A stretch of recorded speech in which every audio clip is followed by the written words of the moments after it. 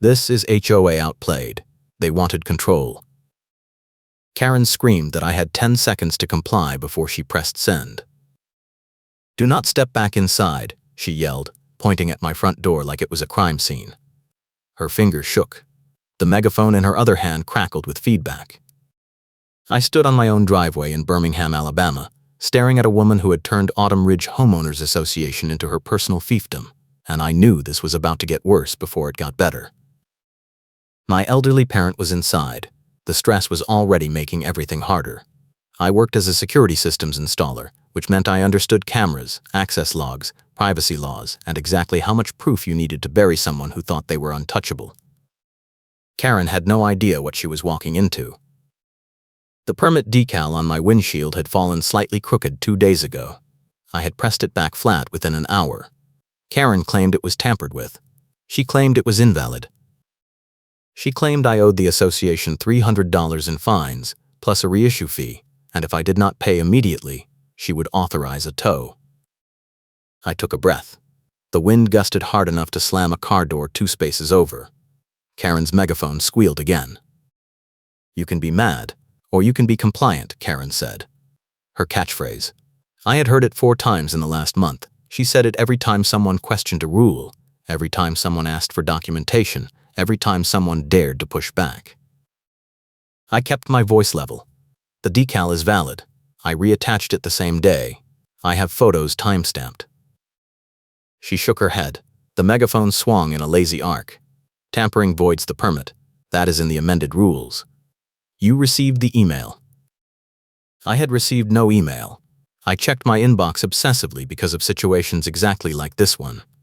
Karen had a habit of backdating notices, altering rule citations, and recycling old violation photos to make new cases. I had started collecting every email, every notice, every gate log entry the moment she took over the finance committee 6 months ago. She pulled a printed packet from under her arm. The pages fluttered in the wind. "This is your second violation in 30 days. The first was the guest pass left on your dash overnight. That triggered a warning. This decal issue is the escalation. You are now subject to immediate tow authorization." The guest pass incident had been absurd. My friend had visited for dinner. I walked him to his car at 9 p.m. His pass was still on his dashboard.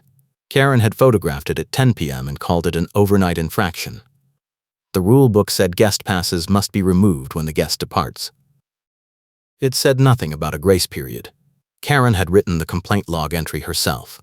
I recognized her phrasing, her sentence structure, her obsessive underlining. "I am not paying a fine for a decal I fixed," I said. "And I am not paying for a guest pass violation that was never actually a violation." Karen smiled. It was the smile she used when she thought she had won. "Keep arguing. You are making my case for me." That line. I remembered it. I had recorded it on my phone during the last board meeting when she told a neighbor the same thing. I had a folder now. Audio files, screenshots, timestamped photos, gate access logs I had pulled through a public records request. I was building something, and Karen had no idea. But I was not ready to deploy it yet. I needed one more piece. I needed her to commit fully, on record, in front of witnesses, so when I finally dropped the evidence it would be undeniable. I walked away on purpose, because I wanted her to follow and say more. She followed. "You think you can ignore the rules because you have a job that makes you feel smart," she called after me. "You think you know better than the board. You think you can install your little cameras and your little systems, and somehow that makes you exempt." I stopped, turned. She was 10 feet behind me, the megaphone still in her hand, her face flushed. The wind whipped her hair across her mouth. She pushed it back. "I do not think I am exempt," I said. "I think the rules should apply to everyone the same way. And I think you have been enforcing them selectively." "Prove it," she said. "I am working on it," I said. She laughed. A sharp, bitter sound. "You have 72 hours to pay the fines or your vehicle will be towed. The association has an agreement with a preferred vendor. They will come at 6 a.m. on day 3 if payment is not received. The tow yard closed at 5 p.m. If they took my car in the morning, I could not retrieve it until the next day at the earliest. I would miss work. My parent needed rides to appointments. The whole situation was designed to maximize damage. I need to see the amended rules you referenced, I said. In writing. With the board approval date. Karen turned and walked back toward her car. She tossed the answer over her shoulder without looking. Check the portal. The portal was a mess. Half the documents were mislabeled. Some were password protected with no password provided. Others were uploaded as image files with no searchable text. I had been trying to get a clean copy of the current rulebook for 2 months. Every time I asked, Karen said it was available online. Every time I looked, the link was broken or the file was outdated. I went inside. My parent was in the living room reading. They looked up. "Everything okay?" they asked. "Not really," I said. "But I am handling it." I pulled out my laptop and started drafting an email to the management company. I needed a formal request for the amended parking rules, the board meeting minutes where those rules were approved, and the documented process for decal reissue. I copied the email to every board member and added a line requesting that all future communications regarding my account be sent in writing with clear citations. I hit send. 2 hours later, my phone buzzed. An email from Karen. The subject line was payment reminder. I opened it. The body of the email claimed I had damaged common property during the decal removal and must pay an additional $200 immediately or be charged a daily penalty of $50. There was no description of what property I had supposedly damaged. There was no photo. There was no date or time. I screenshotted the email and added it to my folder. Then I replied, copying the entire board and the management company. I did not damage any property. Please provide a detailed description of the alleged damage, the date and time it occurred, photographic evidence, and the rule citation that establishes my liability. I am requesting a formal hearing on this matter. I hit send again. Within 5 minutes, Karen replied. This time she did not copy anyone else. "You are being difficult on purpose. You know what you did. Pay the fine or the penalties will compound." I did not respond. The next morning, I woke up to find a bright yellow sticker slapped on my driver's side window. The sticker had bold letters and a warning symbol, but I could not read the fine print through the glare. I peeled it off carefully and photographed both sides. The sticker claimed my vehicle was in violation of parking regulations and subject to immediate tow. There was no signature. There was no case number. It looked official, but it smelled like something Karen had printed herself. I called my friend Daniel. He worked as a paralegal and had been helping me organize my evidence. He answered on the second ring. "She is escalating," I said. "Fake damage claim. Now a tow warning sticker on my car." "Did she put it there herself?" he asked. "Probably. No one else has access to my driveway unless they hop the gate." "You need to file a police report," he said. "If she is fabricating violations and threatening to tow your vehicle based on false claims, that is harassment at minimum. Could be fraud." "I will, but I want to wait until after the board meeting. I want to drop everything at once. If I file now, she will spin it as me being litigious and difficult." "Your call," he said. "But document everything. Photos, timestamps, witnesses." "I already am." I spent the rest of the morning pulling gate access logs from the HOA portal. The portal tracked every time a resident or guest badged in through the main entrance. I had requested the logs under the state open records law 2 weeks ago, and the management company had finally uploaded them as a CSV file. I opened the file and started scanning. There it was. Karen's admin account had logged 14 gate access failures in the last 30 days. Most of them were late at night. Every single one corresponded to a night when someone in the neighborhood had received a surprise violation notice the next morning. She was using her access to cruise the neighborhood after hours, looking for cars with crooked decals, guest passes left overnight, or vehicles parked too close to the curb. She was hunting. I saved the file and added it to my evidence folder. Then I emailed Daniel. "I have proof she is doing late-night sweeps. Gate logs show repeated access failures on her admin account, always right before someone gets a violation notice. This is going to be my trump card." His reply came back in under a minute. "Holy shit. That is gold. Do not mention it to anyone until the meeting. Let her think you have nothing." I agreed. That afternoon, I got a knock on my door. I opened it to find two people standing on my porch wearing bright orange vests. One was a man in his 50s with a clipboard. The other was a woman in her 40s with a handheld scanner. Behind them, Karen stood on the sidewalk with her arms crossed. "We are conducting a voluntary compliance audit," the man said. "We need to verify your vehicle registration, your parking permit, and your guest log." "I do not consent to an audit," I said. "If you want to inspect my vehicle or my records, you need to provide written notice and a clear legal basis." The man blinked. He looked back at Karen. She stepped forward. "This is voluntary," she said, "but if you refuse, we will note it in the compliance report. Refusal to cooperate is grounds for escalated enforcement." I held up my phone. I was recording. "I am refusing because this audit has no legal basis, and you have not provided any documentation of your authority to conduct it. If you want to continue, I will need to see credentials, a board resolution authorizing this audit, and a copy of the rule that allows unannounced inspections." The woman with the scanner shifted her weight. She looked uncomfortable. Karen's face darkened. "You are being obstructive," Karen said. "I am being compliant," I said. "You can be mad, or you can be compliant." I used her own line. Her mouth tightened. The man with the clipboard cleared his throat. "We will follow up in writing," he said. They left. Karen stayed on the sidewalk for a moment, staring at me. Then she turned and walked away without another word. I closed the door and leaned against it. My parent called from the living room. "Who was that?" "HOA compliance squad," I said. "They are making things up now." "Are we going to be okay?" "Yes," I said. "I promise." But I was not sure. The tow threat was real. The 72-hour deadline was counting down. I had less than 48 hours left, and I still had not received any written response to my formal requests. The management company was ignoring me. The board members were silent.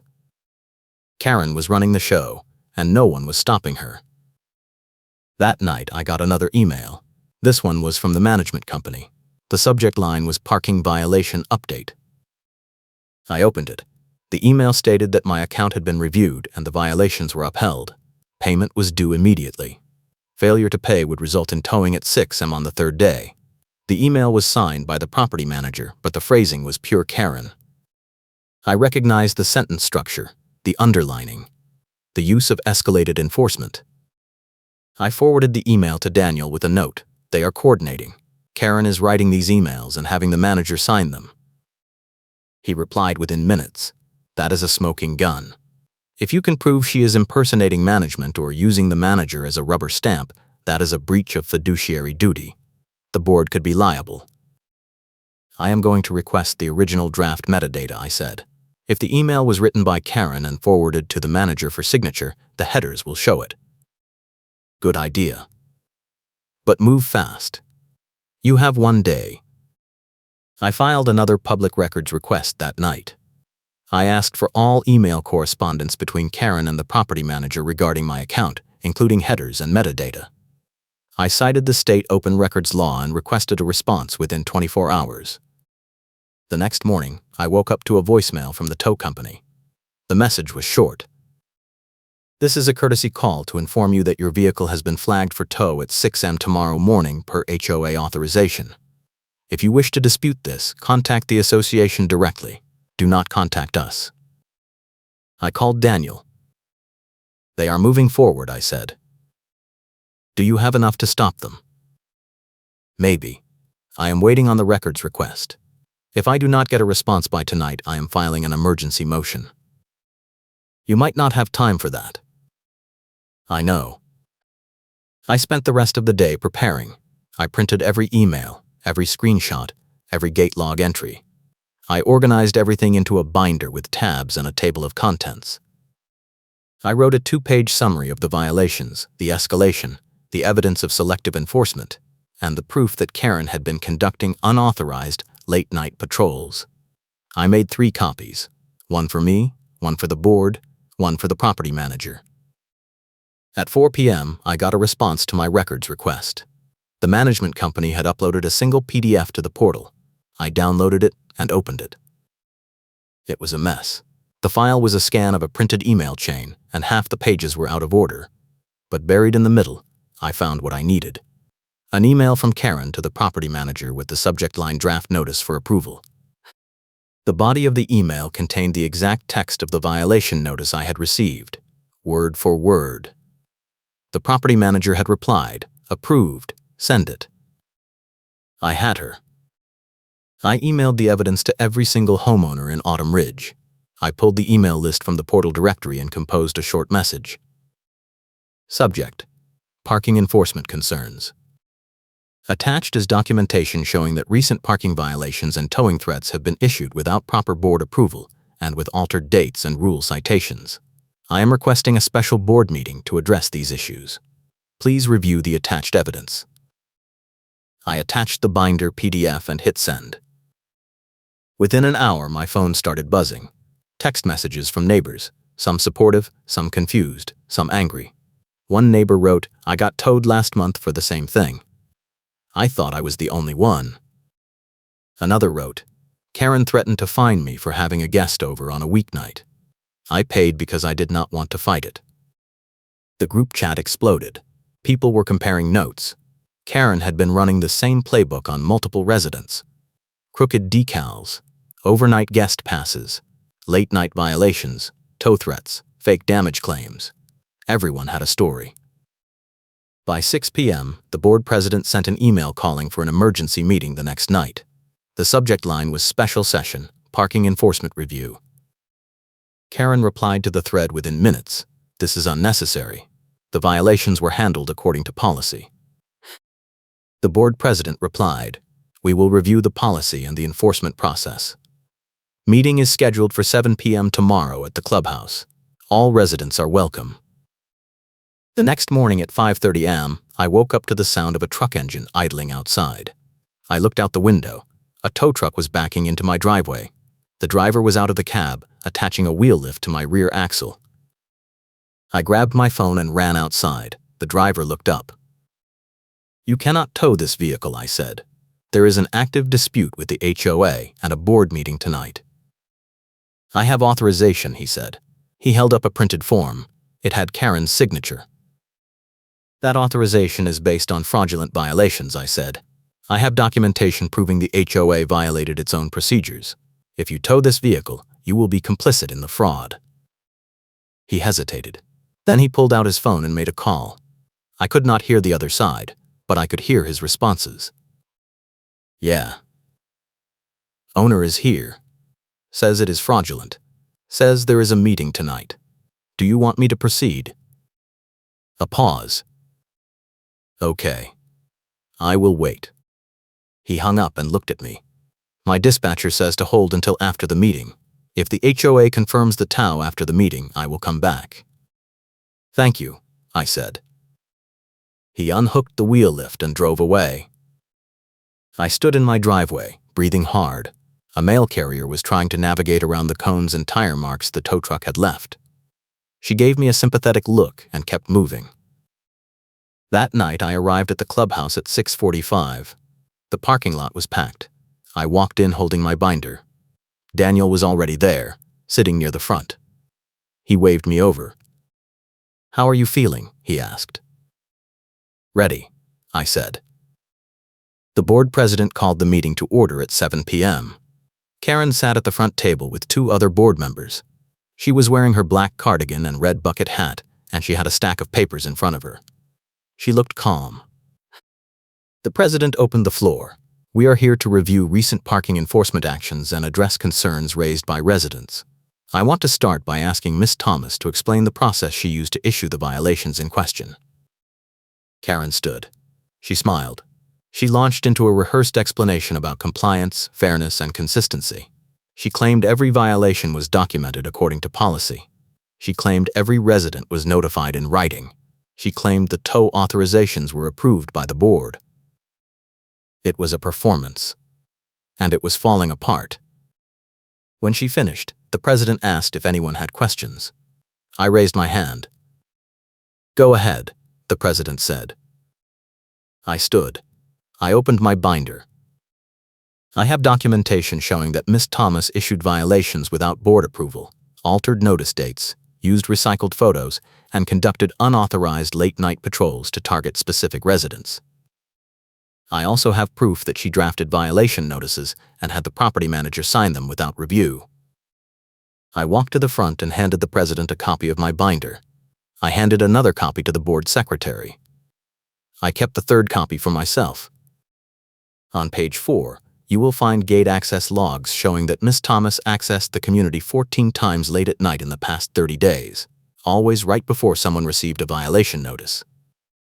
On page 9, you will find an email chain proving that she drafted my violation notice and sent it to the property manager for approval without disclosing the details. On page 12, you will find photos showing that the decal violation she cited was corrected within 1 hour, and that the guest pass violation she cited was never actually a violation under the current rules. The room was silent. Karen's face was red. "This is a witch hunt," Karen said. "He is twisting the facts to avoid paying legitimate fines." "I am not twisting anything," I said. "I am presenting documentation that you refused to provide, and I am asking the board to vote on whether your enforcement actions were lawful." The president looked at the binder. He flipped through the pages. He looked at Karen. "Miss Thomas, did you draft the violation notices yourself?" She hesitated. "I provided recommendations to the property manager based on my observations." "Did the board approve these enforcement actions in advance?" Another hesitation. "The board delegated enforcement authority to the finance committee." "Did the finance committee meet to review these specific cases?" No answer. The president closed the binder. "I am calling for a vote. All in favor of retracting the violations issued by Miss Thomas pending a full audit of the enforcement process, please raise your hand." Every board member except Karen raised their hand. "Motion passes," the president said. "All violations issued in the past 60 days under Miss Thomas's authority are hereby retracted. Affected residents will receive written notification and refunds within 10 business days. Additionally, I am suspending Miss Thomas's enforcement authority pending the outcome of the audit." Karen stood. She grabbed her papers. Her printed packet went airborne in a gust of wind as someone opened the back door, pages scattering across the floor. She did not pick them up. She walked out. The room erupted in applause. Over the next 2 weeks, the audit results came back. The management company found that Karen had issued 37 violations in the past 6 months, and 29 of them were based on incorrect rule citations, altered dates, or recycled photos. The board forced her to retract every single one in writing. Residents received refunds totaling over $8,000. The HOA also published a clear parking policy with specific definitions, grace periods, and an appeals process. The new policy banned late-night enforcement patrols and required all violations to be reviewed by a 3-person committee before being issued. Karen resigned from the board 2 days later. She sent a 1-sentence email. "I am stepping down effective immediately." No apology. No explanation. The new finance committee chair sent me an email a week after the meeting. It was short. "Thank you for your diligence and for holding us accountable. We are committed to fair and transparent enforcement moving forward." I replied, "I appreciate that. I hope the new process works for everyone." I never heard from Karen again. My parent asked me one night, a few weeks later, if I thought it was over. "I think so," I said. "She does not have any authority left. The board is watching now. And if she tries anything else, there are 37 people who will back me up." If you made it this far, hit that subscribe button for more HOA stories where the Karens lose and the evidence wins. "Good," they said. I still check the portal sometimes. I still save every email. But the violations stopped. The late-night patrols stopped. The mailbox cluster stayed quiet. I hope your mailbox cluster stays quiet.